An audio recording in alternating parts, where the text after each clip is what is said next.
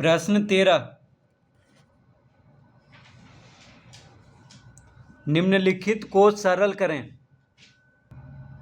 प्रश्न 13 का पहला, 2 का घात 2/3 गुना 2 का घात 1/5।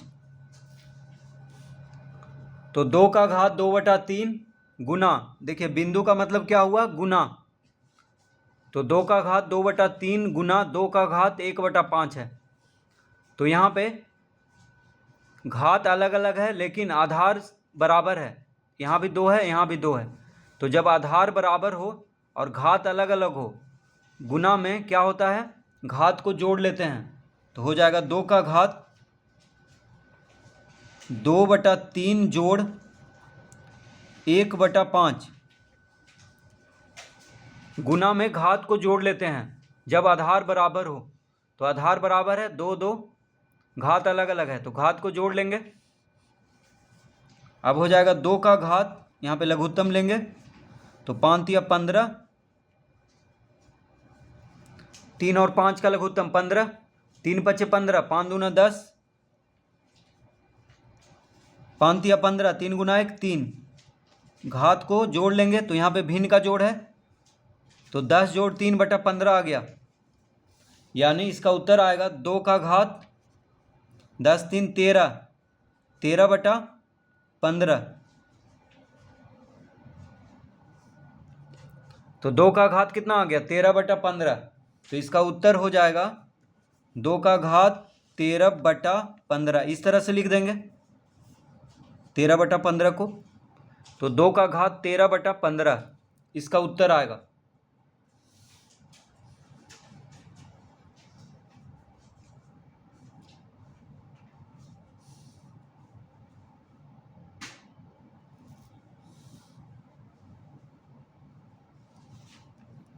दूसरा, 2 का घात 2/3 गुना 2 का घात 1/3। 2 का घात 2/3 गुना 2 का घात 1/3। तो बिंदु का मतलब गुना होता है। तो 2 का घात 2/3 गुना 2 का घात 1/3। तो यहाँ पे आधार बराबर है। आधार क्या है, बराबर है। यहाँ भी 2 है, यहाँ भी 2 है। घात अलग अलग है। तो घात अलग अलग है इसका मतलब, और आधार बराबर है तो गुना में क्या होता है, घात को जोड़ लेते हैं। तो हो जाएगा 2 का घात 2/3 जोड़ 1/3। घात को जोड़ लेंगे क्योंकि आधार दोनों का बराबर है, एक आधार दोनों का एक है, घात अलग अलग है और गुना में है। तो ये घात को जोड़ लेते हैं। तो 2 का घात 2/3 जोड़ 1/3 हो जाएगा। अब 2 का घात यहाँ पे 3 लघुत्तम हो जाएगा, 3 3 का लघुत्तम 3 हो जाएगा और 2 जोड़ 1 ऊपर लिख लेंगे, 2 जोड़ 1। तो 2 का घात 2 जोड़ 1/3। तो हो जाएगा 2 का घात 3/3। देखिए 2 जोड़ 1 3 हो जाएगा, 3 से 3 कट गया। तो इसका उत्तर आ गया 2 का घात 3 से 3 कट गया यानी 2 का घात 1 हो गया। तो 2 का घात 1 बराबर होता है 2। तो इसका उत्तर आ गया 2।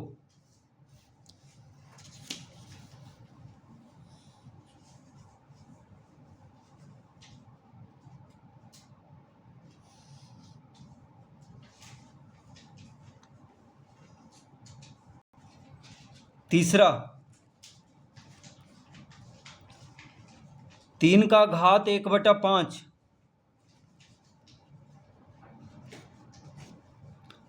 और पूरा पे घात है 4। तो यहाँ पे 3 का घात 1/5 और पूरा पे घात है 4। तो घात पे घात है, देखिए घात है फिर उस पे भी घात है। तो घात पे जब घात रहे तो गुना कर लेते हैं। तो हो जाएगा 3 का घात 1/5 गुना 4। घात को गुना कर लेते हैं जब इस तरह से रहे, घात पे घात। 3 का घात 1/5 और पूरा पे घात 4 है, तो घात पे घात है यानी घात को गुना कर लेंगे। तो हो जाएगा 3 का घात 1/5 गुना 4 हो जाएगा 4/5, 4/5। तो 3 का घात आ गया 4/5, 4 गुना 1 4 और बटा 5। तो इसका उत्तर हो जाएगा 3 का घात 4/5। तो 3 का घात 4/5 को इस तरह से लिख देंगे।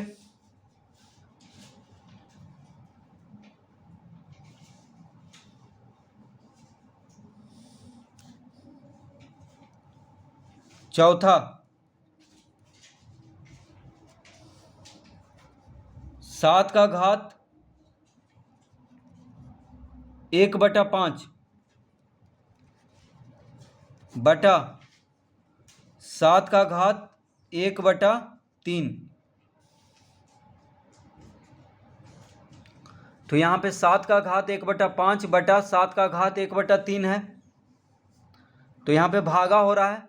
देखिए 7 का घात 1/5 को भाग दिया जा रहा है 7 का घात 1/3 से, यानी भागा हो रहा है। तो भाग में क्या होता है, जब आधार बराबर हो तो घात को घटा देते हैं। भागा में आधार बराबर रहने पे घात को घटा देते हैं। तो हो जाएगा 7 का घात 1/5 माइनस 1/3। तो 1/5 माइनस 1/3, 7 का घात 1/5 माइनस 1/3।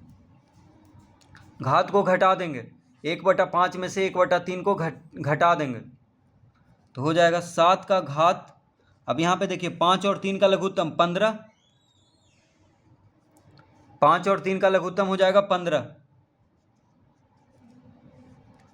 5 तिया 15। तो 5 तिया 15, तो 3 गुना 1 3, 3 पचे 15, तो 5 गुना 1 5, यानी 3 माइनस 5/15।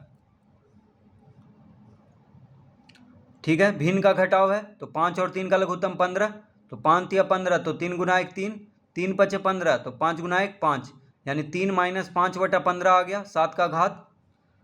अब 3 में से 5 घटाएंगे तो 7 का घात हो जाएगा -2/15।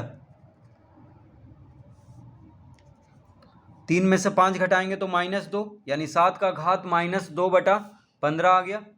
तो इसको अब इस तरह लिख देंगे 7 का घात -2/15।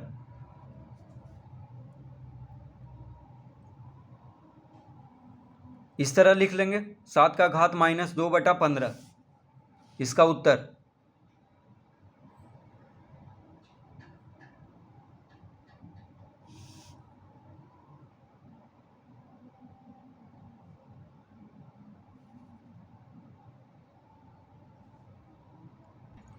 पांचवा प्रश्न, 13 का घात 1/5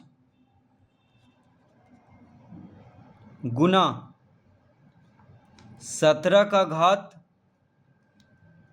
1/5। 13 का घात 1/5 गुना 17 का घात 1/5। तो यहाँ पे घात, यहाँ पे देखिए बिंदु है, बिंदु का मतलब गुना होता है।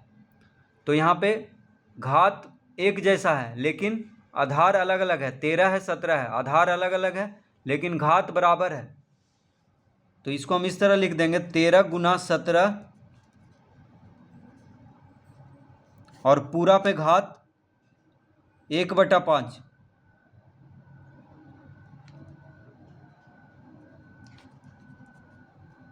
इस तरह लिख लेंगे क्योंकि घात बराबर है, आधार अलग अलग है। तो दोनों आधार को गुना कर लेंगे, यानी 13 गुना 17 और पूरा पे घात 1/5 दे देंगे क्योंकि दोनों पे 1/5 का घात है। तो इस तरह हम इसको लिख सकते हैं। अब 13 और 17 को जब गुना करेंगे तो आ जाएगा 221। तो 221 का घात हो जाएगा 1/5, इसका उत्तर। 13 गुना 17 221, तो 221 का घात 1/5